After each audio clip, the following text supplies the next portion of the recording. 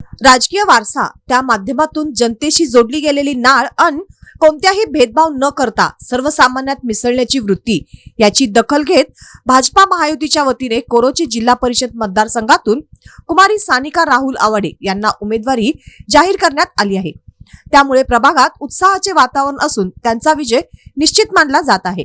कुमारी सानिका आवाडे यांना पणजोबा सहकार महर्षी कल्लप्पा आवाडे, आजोबा माजी वस्त्रोद्योग मंत्री प्रकाश आवाडे आणि पिता आमदार राहुल आवाडे यांच्याकडून राजकारणाचे धडे मिळाले। त्यांच्या पाठीशी मोठा राजकीय वारसा असला तरी सानिका आवाडे यांनी आपली वेगळी छाप मांडली आहे। वर्षभरापूर्वी झालेल्या लोकसभा आणि विधानसभा निवडणूक प्रचारात हिरिरीने सहभागी होत त्यांनी आपली ओळख निर्माण केली।